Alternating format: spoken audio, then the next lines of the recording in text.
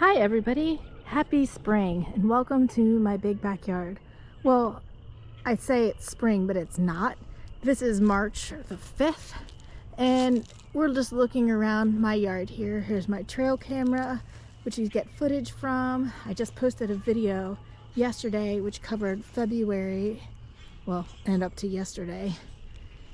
And, you know, my house and my garden. So what I thought I would do is just take you on a walk through what's growing here in my big backyard right now, just because, you know, it's spring and I'm just anticipating planting things. I've been working in the garden, I've been working on the yard a little bit, doing all sorts of things. So here is an update of what's going on. If we look here, obviously I've got daffodils coming up, I've got some vinca, there's even a flower on my periwinkle there. Of course, onion grass growing up in my garden bed, and also, as you can see, all over the yard. I mean, it's onion grass, it's always the first thing to grow. And I guess we're going to start here on the side because that's what we're doing. And like I said, it's really early still.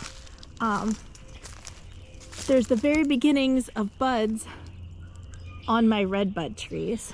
So they're going to come out in full glory in, well, I don't know how long it'll take to get from that point to growing. I think it's going to cool down again next week. So this weather that we have right now, where it's over 50 degrees and it's gloriously warm, is going to turn back into normal March weather for the next few weeks. But I've got daffodils kind of coming up. I've got some blooming over here. So, and you know, my bee balm is still doing well from last year. This one I cut back and it's already coming back out again. But this one doesn't have any signs of new growth yet. That's fine. I mean, it's really early. Like I said, we've had an unseasonably warm winter, I feel, and that's tricked a few things into behaving in a way that they wouldn't normally. But I've got irises and stuff. Here's my lilac tree. Last year I didn't get any flowers on this lilac. I mean, it's a very, very young tree. I don't know if it's going to flower for me this year, but it gets bigger every year, which is a plus. I planted this pawpaw tree last year, and all I can really say about it is it's still flexible, so it must still be alive. We'll see. My lobelia is showing green down there. My hydrangea is showing green down there.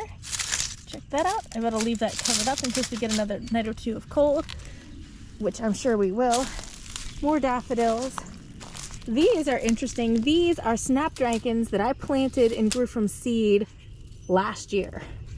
This is going to be their second season, or their second year. So I'm interested to see how they do this spring. I've got one here and one here. If I remember correctly, they were both yellow, and I only had one or two flowers out of them last year, and I expected them to die this winter, but they did not. So there we go. Of course, more irises, more vinca, my butterfly bush. And of course, there's no sign of anything from any of my echinaceas. I'm fairly certain that some of the echinaceas that I liked the best, the interesting, brighter colors, are not going to come back. I don't know really how that works. That spot's my peony, so it'll be a little while coming back up. But there's some signs of other things coming up, some Dutch iris. There's growth here in my anemone, or maybe not. That looks like it's a wild strawberry, not a piece of anemone. Who knows? Stuff takes a while. There's some daffodils here. More onion grass.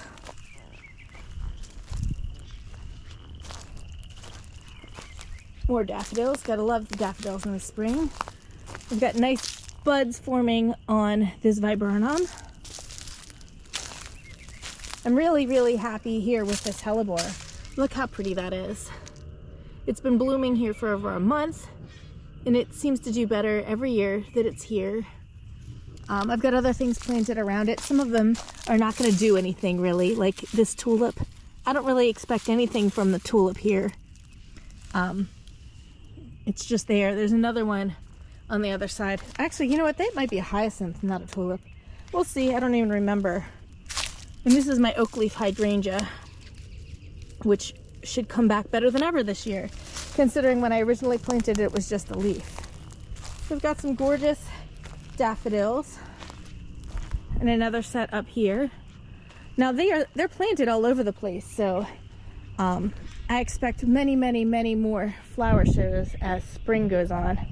So let's walk over here. You may have seen in a video that I took out most of my strawberries from the green stalk planter and moved them to my raised bed garden. I did leave one full ring of strawberry plants in here. The rest of this I'm going to plant up with some other things this year. I've got some daffodils and some beautiful crocus growing here. When we go around to the front yard, you'll see I planted crocus in my front yard. And all right, so my video quit recording at some point and I have no idea where it was, about 5 minutes into the conversation. So I'm just going to start over right here, and I'm going to show you these gorgeous crocuses that I planted in my front yard.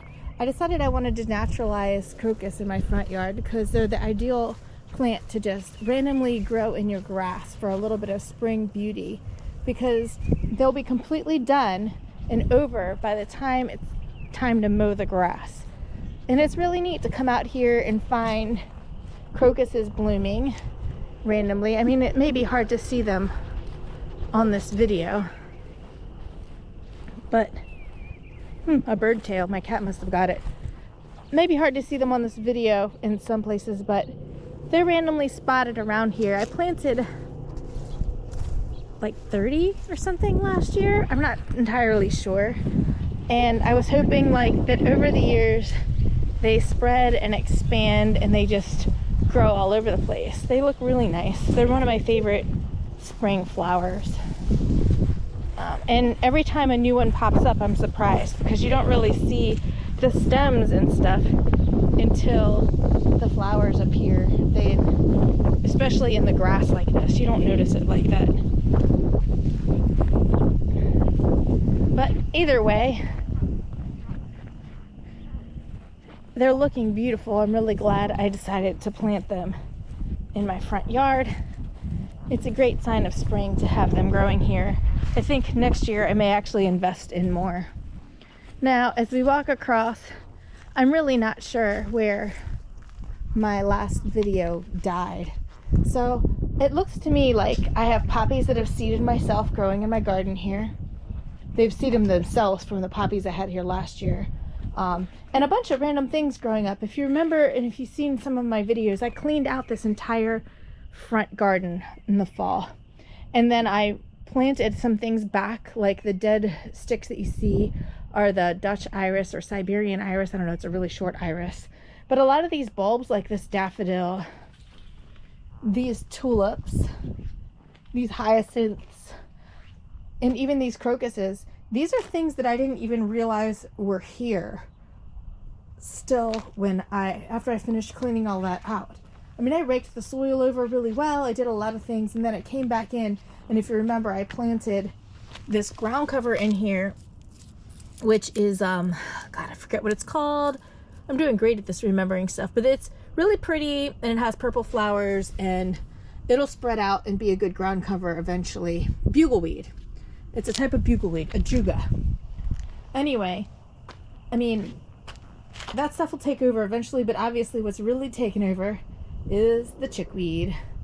That's inevitable, but I do have, of course, these really pretty crocuses growing right here. Those look gorgeous. Like I said, one of the things that I'll definitely be adding more to.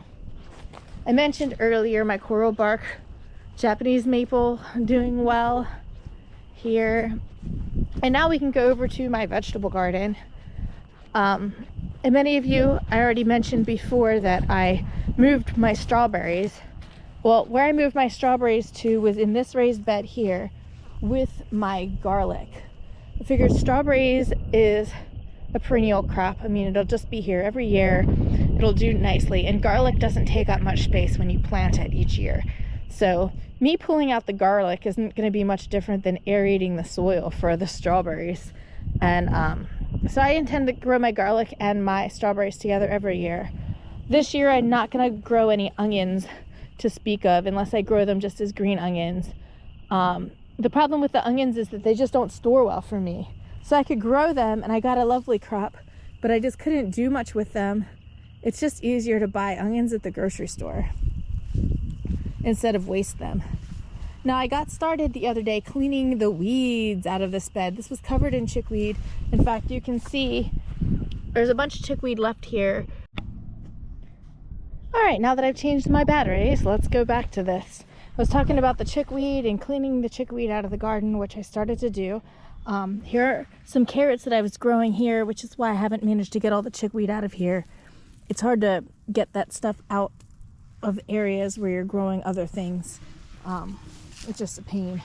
But over here, I've cleaned it out and I spread a whole bag of raised bed soil on top of that, and I planted 3 kinds of carrots in this area. It's about the time of year to plant the carrots, so I think that they should do okay. I'm waiting for these carrots to actually shoot up and get bigger. They were kind of stunted this winter. I might have planted them too late to really give them a good start. And so I haven't harvested them yet. They're just hanging out. When they get bigger, I'll pull them up and see how they did. Here are some parsnips that I actually planted in the fall.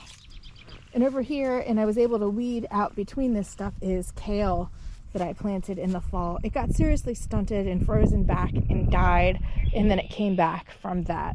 And then I planted some fresh kale in this area today. So I'm hoping soon to get a nice harvest of kale so I can make some bacon and kale. I love that, it's delicious. I'm not sure what I'm gonna do with parsnips. I just grew them for fun. Yeah, like I said, and I believe the battery was okay when I was talking about the strawberries. So anyway, let's move on. I know it's easy to get really impatient about gardening this time of year, which is why I started cleaning everything out, and I've started prepping things so that I'm ready to start seeds, making sure I have everything together for that like a crazy person. But when you look at your willow tree and it's green and gorgeous like that, and it's just starting, everything is starting to green up and look good, it's really hard to think, oh, it's still winter. It's just not the right time to do that. But here under the willow tree, where I've planted a lot of daffodils and some crocuses, everything is looking good. And we might as well take a quick walk through to the meadow. Here you go, you can see, and if you've watched any of my previous videos, or at least some of them, you know I tarped a section of this in front of the meadow in hopes that it would kill off the grass below and kind of sterilize the soil there. As you can see, it did that. This place is uncovered. But as you can see, when it gets uncovered, things start to green up again. As you can see there. My plan here is to, the next time it's a really nice day like this, which I might have to wait a couple of weeks, I'm gonna come back and I'm going to till all the roots down, and then cover it back up so that everything dies a second time. Any seeds that I turn up to the surface will then sprout and then will die.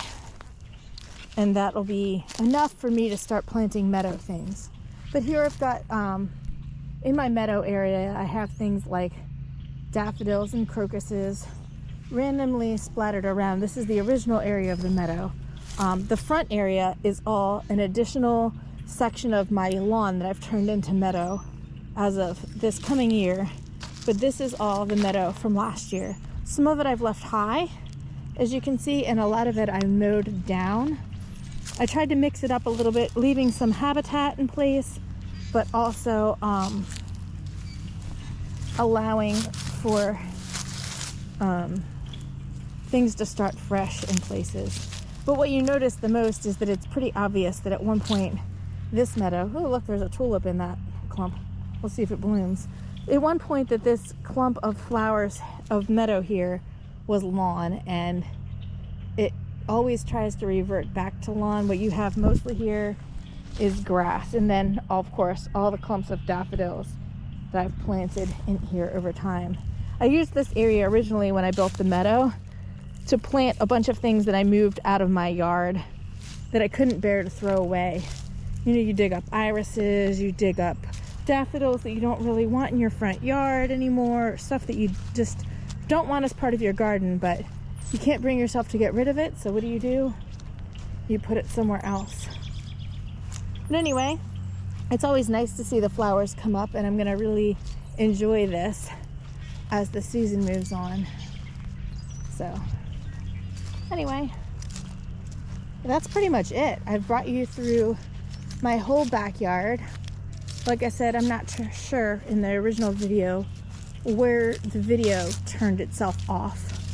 So if there's a big piece missing out of the backyard tour, well, you know, you'll get to see it next time. So anyway, thanks for stopping by my big backyard, and have a wonderful start to your spring.